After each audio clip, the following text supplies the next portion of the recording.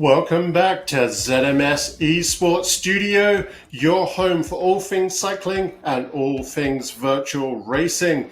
And you are joined live by your commentator, Mark, as we look at another exciting race in the React e-cycling race series. Speaking of, where are we racing today?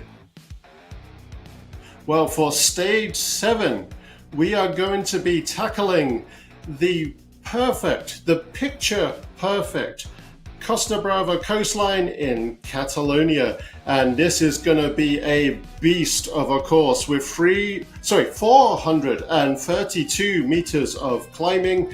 Essentially, that's about times 2.9 into feet for our Imperial friends. So that's a lot of climbing.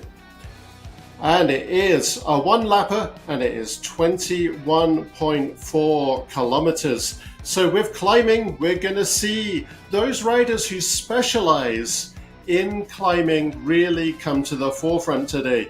But before we jump on over to see our riders preparing to race, let's take a look at our league table as it stands so far. So we saw that fantastic effort from Gordon Jackson from Team OTR last week, putting him over the top into the number 1 place in the points tally with a total of 865 for this series so far.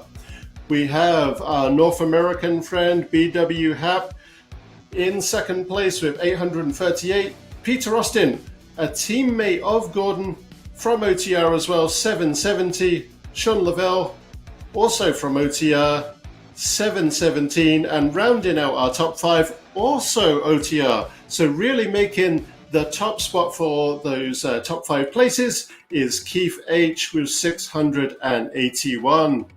So let's jump on over and see our riders as they are preparing to launch off on our start line.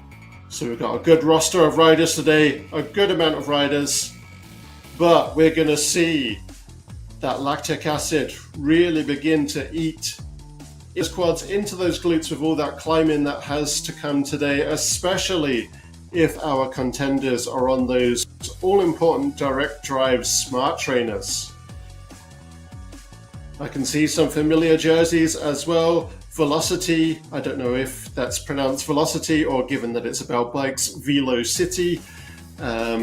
Either way, a play on words, of course, but we have Carl Axel, our Team RGT Sweden contender, who I can identify straight away, and BW Happ in his Team USA kit.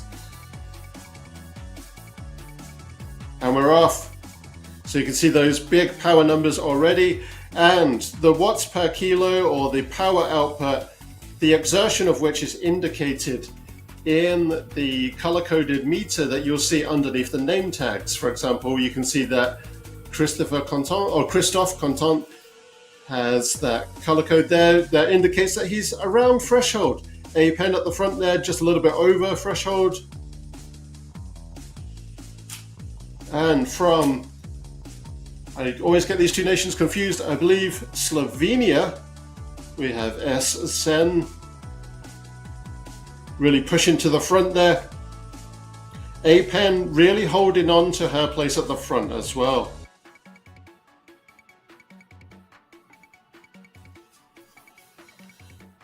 So we can see that our contenders are looking powerful at the moment, but this is before we see that really quite horrendous climbs that come up. When you see that elevation profile come back on screen, you'll see, again, that is color-coded, and those dark reds showing that we have some very aggressive climbs coming up. There we are, we can see it there, and now we're into the climbs. This is where the wheat shall be separated from the chaff. And we've got N. Walker here. Of course he's going to be powerful on the climb. He comes from Scotland, the land of hills, the land of Ben Nevis, with Team OTR's UV team holding very good above threshold there.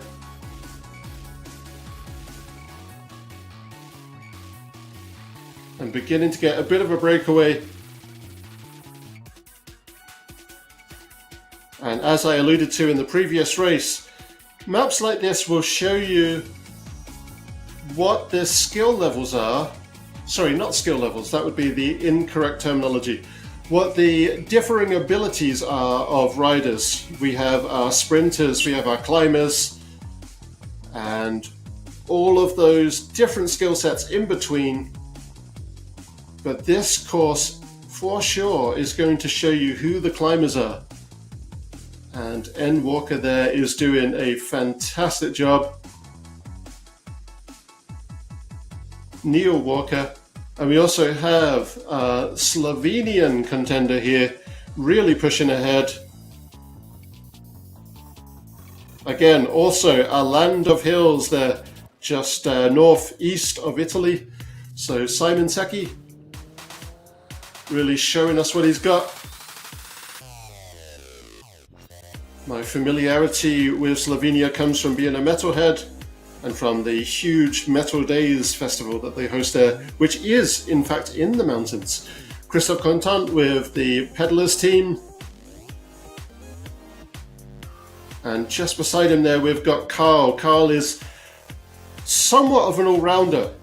The closest you'll find to an all-rounder, and we can see him live on webcam there. Again, you can see how much of a powerhouse he is by the fact he's not even wearing a base layer, not even wearing a jersey. He's just cooking his body that much that it's just the bib shorts.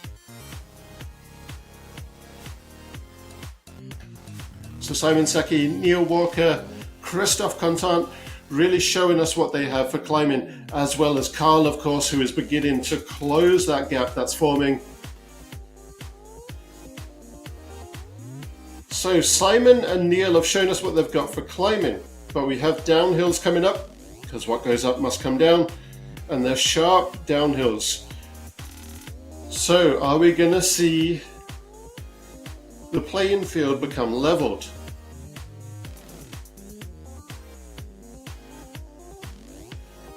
And we've got Imarima Daniel here from Romania, beginning to catch up as well.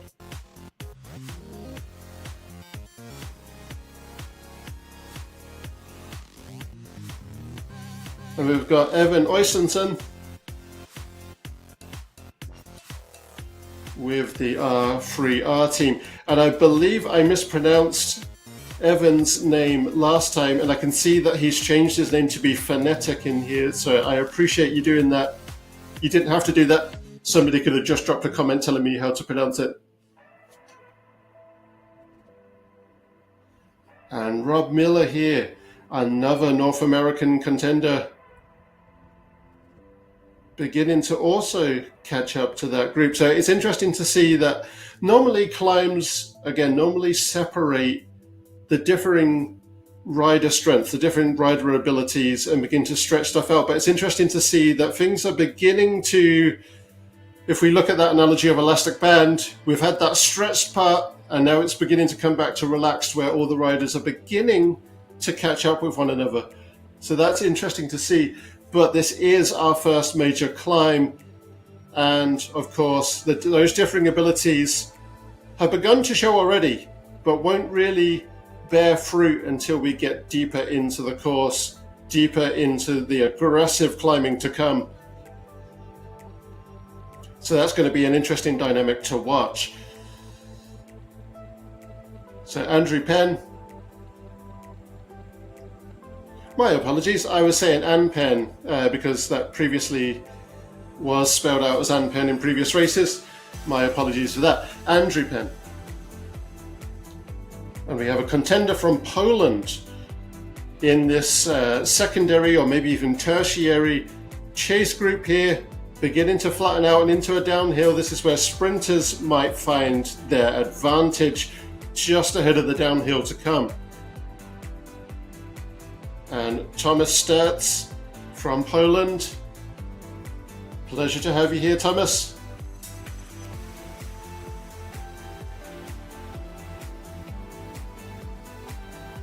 And it's nice to see that with Stephen Bellio here, we're beginning to round out more North American contenders in these races. Stephen Bellio, maybe he can hear my commentary, maybe he's also listening along live, and he's certainly showing that he's a sprinter and is using this place to catch up, as is Peter. Gordon Jackson is certainly a powerhouse, has some pretty good legs for sprinting, but is certainly more of a climber. I think we may see him come to bear as we go deeper into this. So both Peter and Gordon here are with Team D of OTR, and it's going to be interesting to see how they can begin to bridge gaps here. Certainly they work together for draft benefit, and hopefully they're working together behind the scenes as well to do that, whether that's through Wahoo RGT's baked in race radio or through some other method. And we've got B-Hap here, the first North American in this race series. And again, a good point to touch upon the selling features of Wahoo RGT here is that you can fully customize both the bike that your avatar rides and your avatar. As you can see by BW Hap here, choosing the Team USA cycling kit, and you can have the Olympic cycling kits, such as the Team USA cycling kit, in your closet, if you will, in-game. My rider, I will go with Cycling Canada Cyclisme, or Cycling Canada to give you the not bilingual name, just the English only name, which is the team behind, or the organization behind, Team Canada Cycling. And we've got 73 more Mauer from Italy here, again in a customized jersey, and really holding steady above threshold. And Sean Lavelle in Team F of OTR,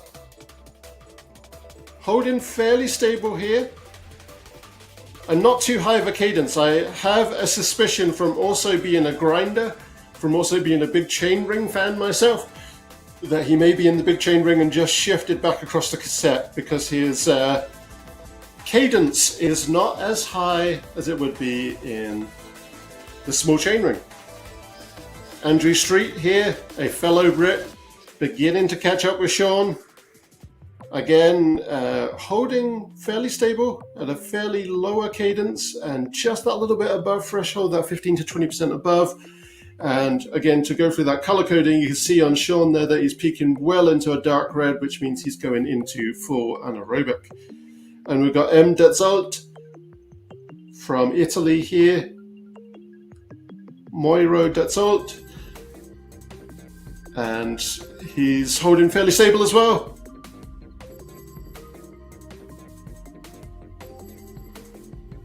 So everyone's taking these climbs fairly cautiously, but also at high powers.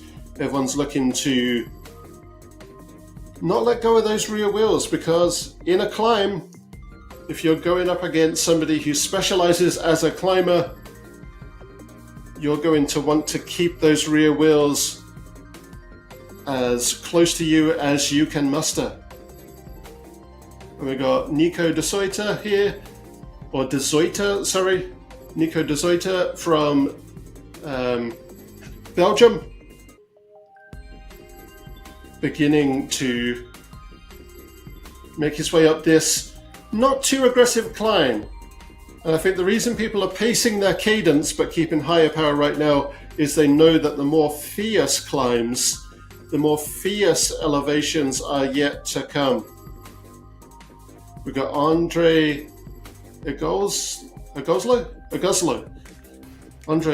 from Italy here, catching up and passing his nearby Belgian competitor.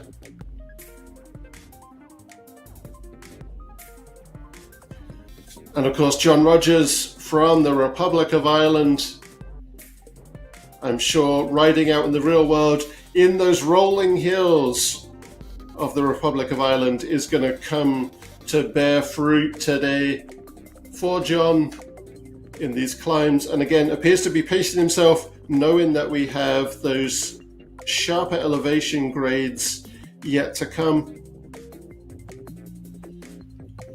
So Carl Axel Zander Persen has taken that lead position again. Not proving me wrong yet. And he's getting a breakaway as well against Simon Secchi and Christophe Contant behind him.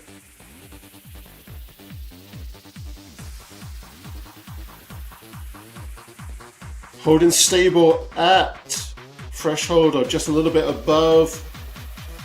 Taking this time to perhaps relax a little bit, perhaps try and break up some of that lactic acid. Getting a bit of a higher cadence in, so probably, trying to break up some of that lactic acid and massage those legs. Getting ready to just cruise, or apparently as it's known in California, truck through this descent coming up, where you'll most likely be freewheeling as it's known in North America, or coasting in the rest of the world. Certainly you would in real life, but here, where you can up your resistance to infinite and customizable options. Maybe you can pedal through this. And we got Christophe Contant here, third place. Now with that downhill, perhaps we're seeing that Simon Secchi is perhaps specializing in sprinting and speed more than anything. And he's certainly managed to push ahead to get into a good place for that downhill.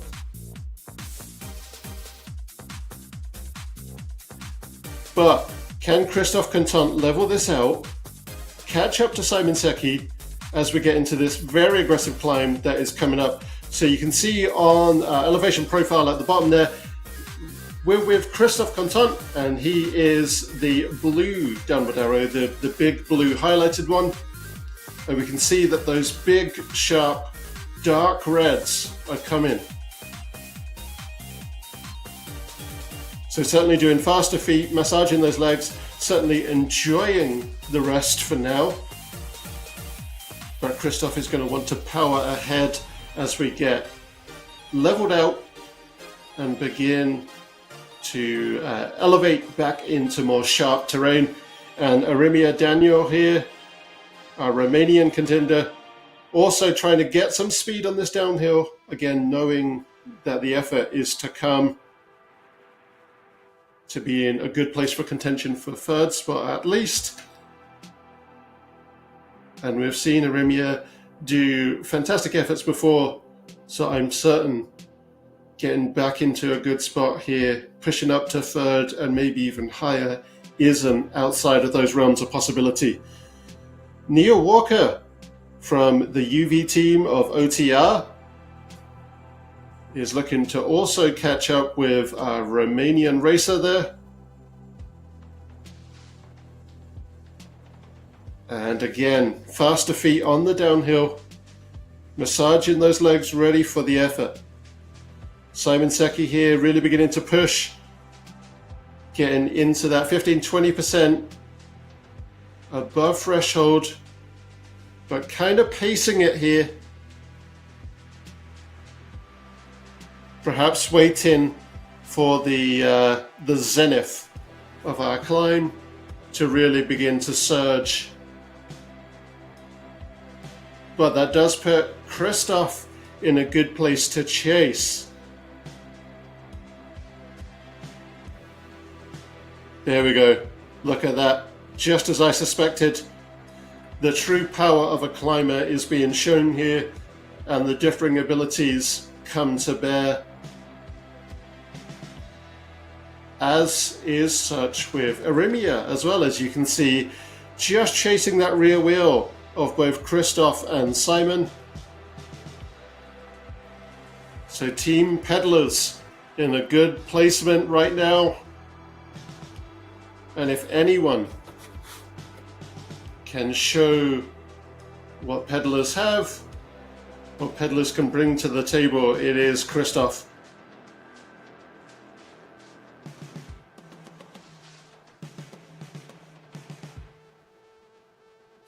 Thank you, Benny. Really appreciate the kind words there. And thank you for joining us. Thank you for watching live. So our Romanian racer is beginning to push ahead, and this is really exciting because you can see the difference in the thresholds, the exertions, if you will, again by the color-coded meter beneath name tags. And you can see that Arimia was beginning to really push ahead there, and Christoph and Simon are starting to sense being dropped and are beginning to surge. So this is really exciting to see. Certainly the riders who specialize in climbing really showing what they have, what they can really push through those cranksets. And we've still got Carl Axel just flying here.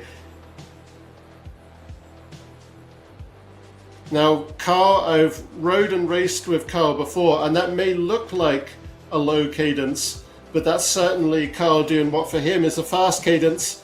I know that he likes to be in the big chainring in very high tension gears and focusing on high exertion at lower cadence.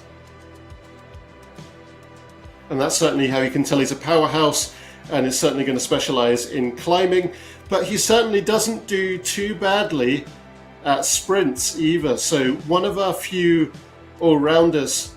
I certainly am jealous myself.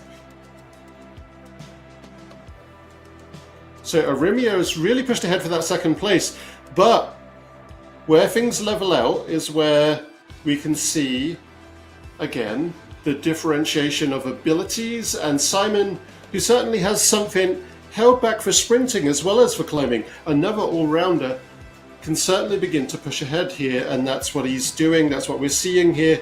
But Christoph knows that he can get that draft benefit and knows that by hugging that rear wheel, he's going to be in good stead for going down this downhill, a mile downhill this time, coming into those very dark reds that we can see ahead. Neil Walker falling back a little bit.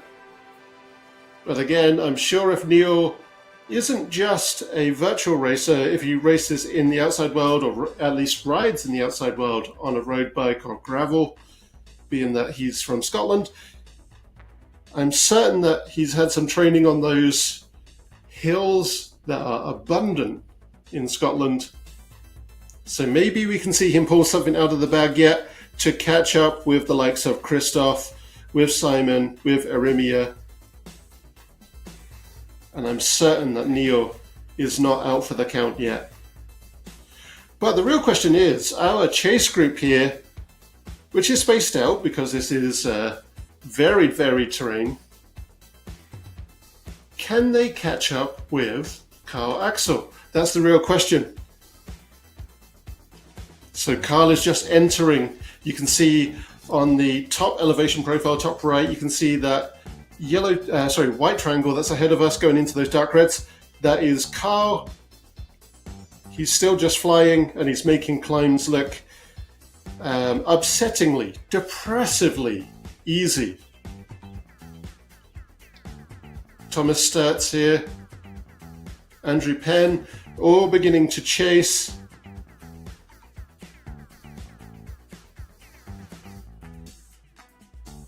Really flying on these flats and these downhills.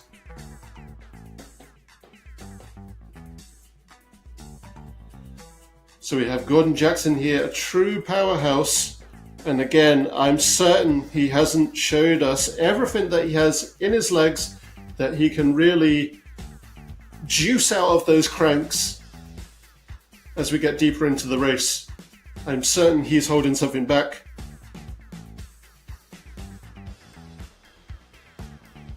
So Carl, again, this is from this wonderful aerial view, just making it look serene as he's unobstructed by other riders, just sailing almost with the breeze.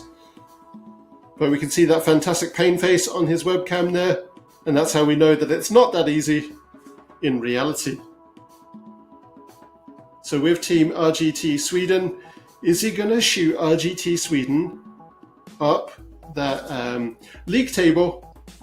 Well, time will tell. Christoph Contant getting back into a very solid placement here.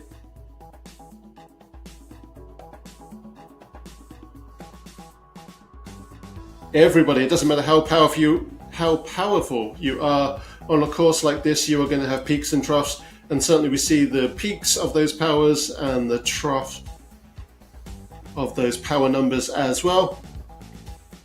And we're beginning to see Eremia Daniel come into his own as Christophe Contant and Simon Secchi are beginning to maybe need to ease up a little bit coming into this downhill.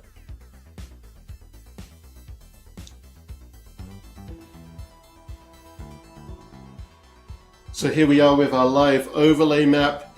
Again, we are on that picturesque Costa Brava coastline in Catalonia.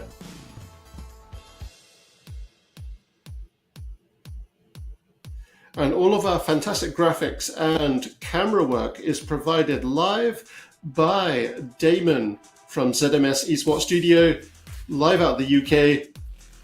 And there we can see Damon live with that very impressive array, which I say every time as somebody with a degree in film and TV, I am incredibly jealous. But I don't envy the skills that takes to be able to run all of that live. That is for certain. So we're over halfway through now. We should take some time to make an announcement live from ZMS eSports Studio, which is to say that in July, we will be covering the tours that are going to be taking place on Wahoo RGT with Chase the Yellow. And who will be the yellow jerseys? Well, you have to find out as we go into stage 1 of Arranchas to Mont Saint-Michel, stage 2, Chateau Redon to Sisteron, and stage 3, Alpe d'Huez, the iconic Alpe d'Huez. That's certainly going to hurt some quads and glutes. And stage 4, Sustance. So join us live as we chase the yellow and see who will claim that all-important yellow jersey.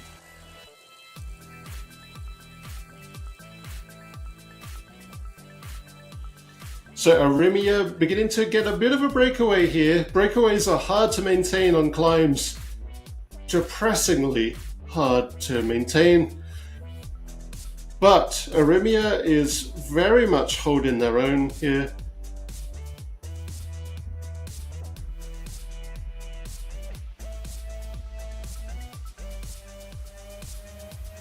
Oh, it looks like we're getting somewhere close to a maintainable breakaway, but we've got true powerhouses behind Eremia here. And it may be that Christophe and Simon are maybe looking at holding something back to really be able to push on this next climb. And certainly may be able to sprint on some of these green areas where you won't be spun out. Certainly if riders are in erg mode, very much similar to the real world, they may be spun out on the downhills.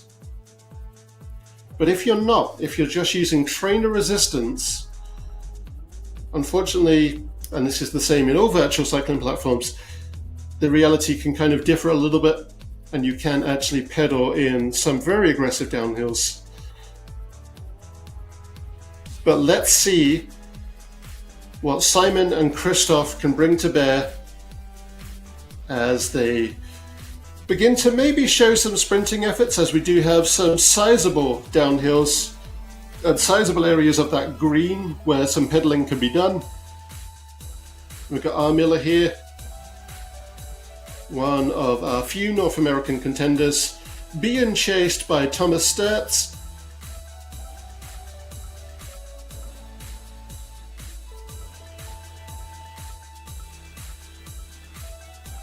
And that gap is just eaten away impressively by Thomas.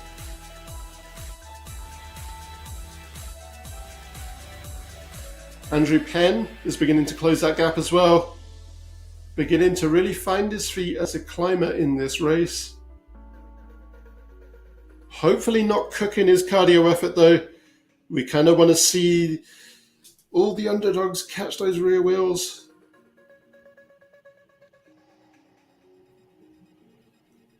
Oh, we just saw that go into a plus 10 on the top right corner there. I remember doing a plus, I believe it was 17 with my father when I went back to the UK for Christmas. And that was enough. That was even on the DI2 where it did the automatic shifting. So if you're unfamiliar, not an e-bike, not an electronic bike. It is a, for lack of a better term, and I'm doing air quotes here, a muscle bike. It is a real road bike, but it has automated shifting when it senses chain tension go at whatever percentile, whatever threshold. And it even shifted right the way down to your small chain ring and the biggest gear on the cassette, one that looks like a pizza cooking dish, and that was still tough. Admittedly, I was not on the highest power conversion pedals. I prefer to outside ride in dual-sided SPD, the what do they call those, the 520s. I prefer those because if I have to dismount, I can actually walk. Arimia Daniel here really surged ahead with a bit of a sprint, I would imagine, on the green areas, and has freewheeled through these downhills and has really managed to maintain that breakaway. So really, really impressive. However, the question now is, there is a huge breakaway from Carl ahead. Can Arimia catch that all-important rear wheel of Carl? Well, Carl is now himself beginning to fly through those downhills. In fact, that his white downward arrow we can see on that elevation profile going through those purples. So Christoph here really surging with Simon in close contention as we begin to plateau out into the flats. So Arimia really has put a massive gap ahead, a bit of a sizable breakaway. But Christoph is incredibly powerful, really knows how to maximize that wattage through those crank arms, through the chain, through the cassette. So let's see what he can do in catching our Romanian contender. And we got Carl there, our lead, really seeing that pain face now, a glorious pain face. And I can very much see while Kyle opts to not wear a base layer and a jersey as well, because you can see all of that sweat just catching the light there.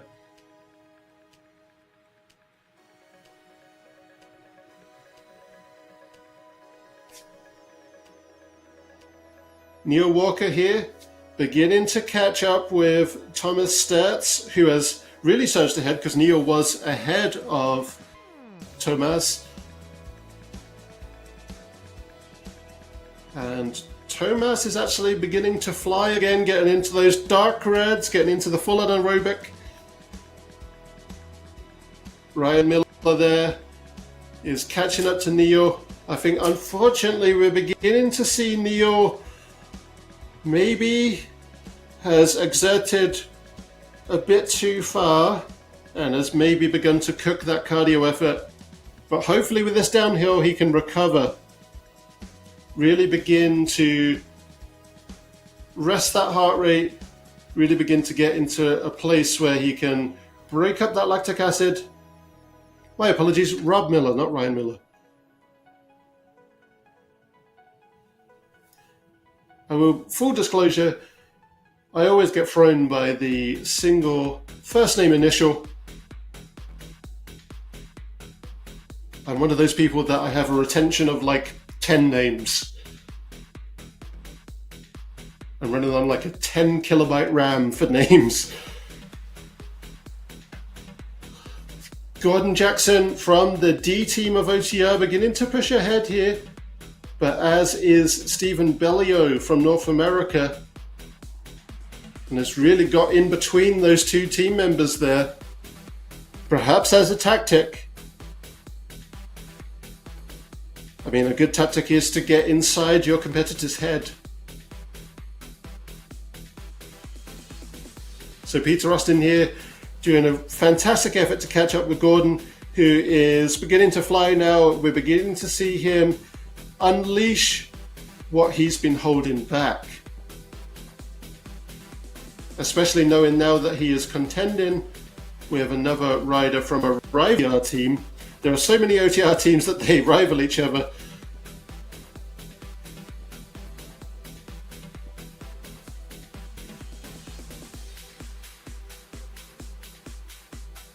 And certainly I know how fierce those OTR teams are from riding with West London Virtual Racing, or WLVR, in the Love Team Time Trial or Love Triple T series. And they are one of the hardest teams to beat there in Love TTT.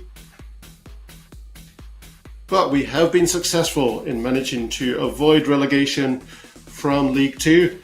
And we're stuck very stable at League 2 for the end of this season, awaiting the next season starting at the end of May.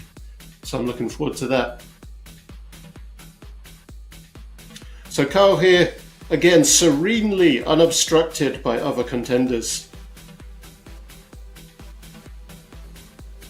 So we're beginning to see that excruciating exertion in this very aggressive climb through Carl's face. Now, that gap is being closed by Arimia.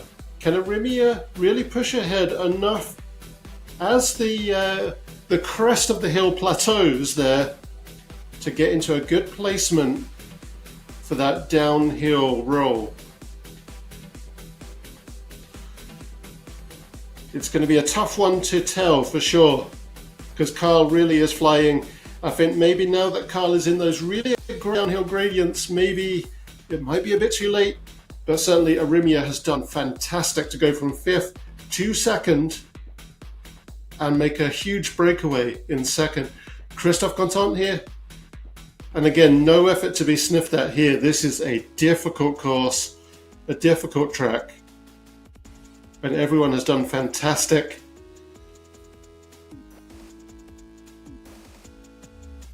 It's been amazing to watch Christophe's effort here.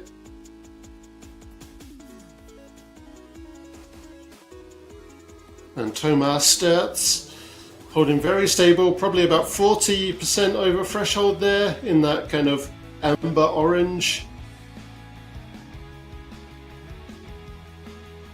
Carl is just flying. So this arch here is not the finish line, that is your 1K from finish. Your 1K demarcation, if you will.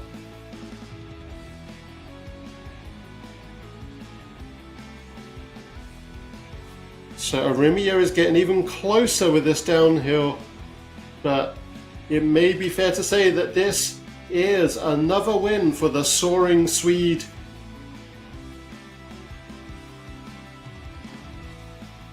He has just been flying today, as is evidenced by this downhill.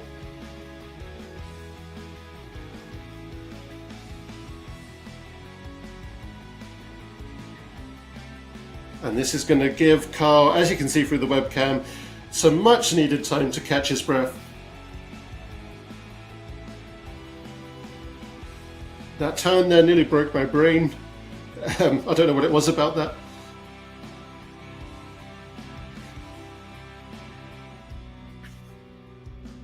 So final 120 meters. And I think this is pretty safe to say that that is Carl's win, Carl's victory. Fantastic stuff. Arimia sprinting now to get a good time, and certainly no effort to be sniffed at there. Yeah, that just breaks my brain, that turn, every time I see it. I don't think it's the turn, I think it's the automated focus, if you will.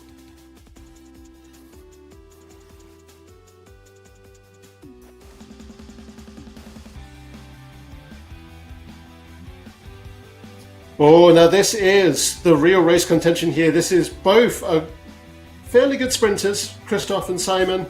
But I think it's Simon's game today. But Christoph can hold some good power back. Oh, this one's a nail biter. Oh, wowie. Oh, and Christoph nabs it.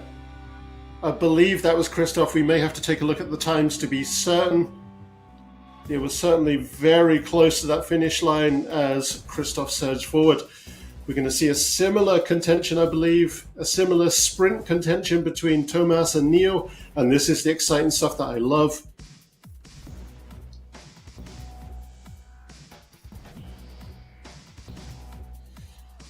Here we go.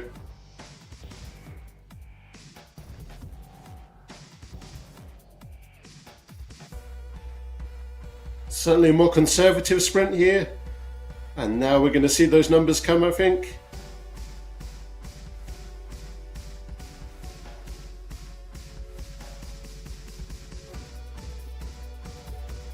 Here we go.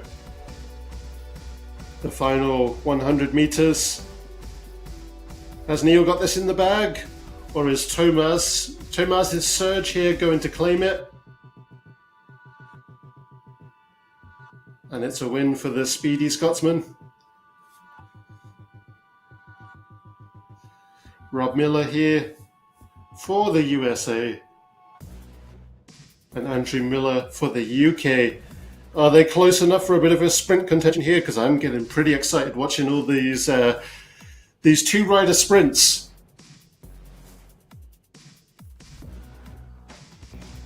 The answer to that question is no. I didn't realise where I was seeing Andrew from. I thought we were before that turn there.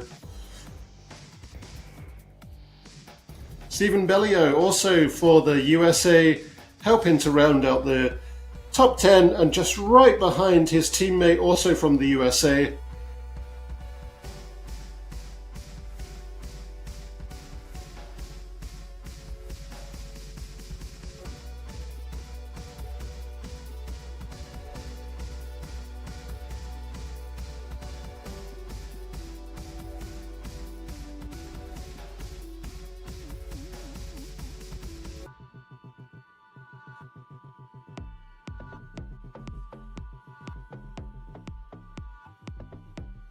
Some great speed here with Stephen. Is he going to sprint for time?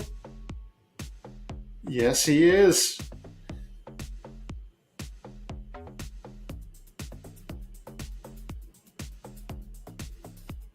Great effort, Stephen.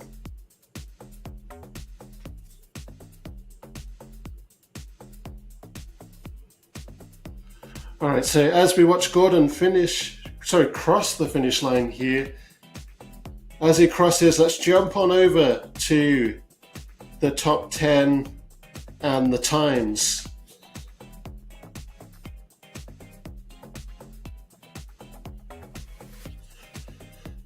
All right, so here we go. Stage 7 on the Costa Brava coastline. We have 36 minutes and 6 seconds by Carl with that amazing breakaway that he just held for almost the entirety of the race.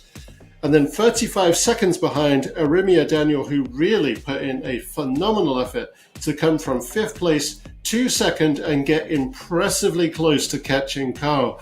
Christoph Contant for Pedlers, 1 minute and 4 seconds behind Carl. Simon Secchi, so that was Christoph who won that sprint contention there, that sprint duel, if you will. And like a 1,000th of a second behind Christoph is Simon Secchi. And rounding out the top 5 was the speedy Scotsman Neil Walker with the UV team of OTR. So many initials that I just have to keep remembering to put them in the correct place. So that's a fantastic effort. We'll see what that did to the standings of the league table as we come back next Friday for the race.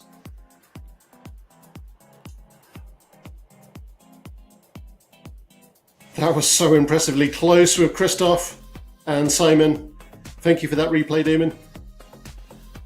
And thank you for joining us. I've been Mark, we've been ZMS Esports Studio, and you have been a wonderful audience. Have a great day, and we'll see you on Friday.